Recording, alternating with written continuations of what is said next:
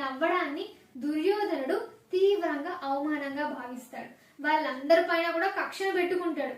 వాళ్ళపై అసూయం కూడా తను పెంచుకోవడం అనేది జరుగుతుంది దుర్యోధనుడు. తర్వాత శకుని తను కపట పాచికలు ఉన్నాయి కదా వాటితోని ఆటని ప్రారంభిస్తాడు. వాటికి ధర్మరాజు కూడా వెళ్తాడు.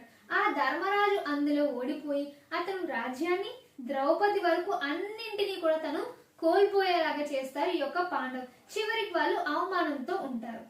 అక్కడ చూడండి, పాండవులు ఓటమి తర్వాత సభలోని ద్రౌపది అవమానానికి గురై శ్రీకృష్ణుడు కృపతో ఆమె యొక్క మానం అనేది అక్కడ రక్షించబడగా కౌరవుల యొక్క ఆకృత్యాలు మొత్తాన్ని కూడా కేవలం ఒక వికర్ణుడు మాత్రమే ధైర్యంగా ప్రశ్నిస్తాడు.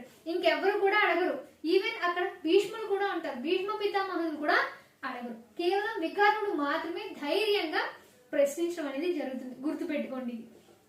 అయితే ద్రౌపది అవమానంతో ఉగ్రుడైనటువంటి భీముడు దుశ్శాసనుని యొక్క రక్తం తాగుతానని, అలాగే దుర్యోధను యొక్క తొడలు విరుస్తానని భీకరమైనటువంటి ప్రతిజ్ఞ చేశాడు భీముడు.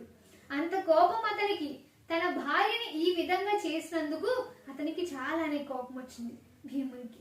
ద్రౌపదికి ఉన్నటువంటి వరం వలన పాండవులు విముక్తురాలై అక్కడి నుంచి దుర్యోధను యొక్క ఒత్తిడితో జరిగినటువంటి ఇక్కడ అనుదూత్యంలో ఓడిపోయారు కదా, వాళ్ళంతా కూడా 12 ఏళ్ల పాటు అరణ్యవాసం, 1 ఏడాది పాటు అజ్ఞాతవాసానికి వీళ్ళంతా కూడా బలవుతారు.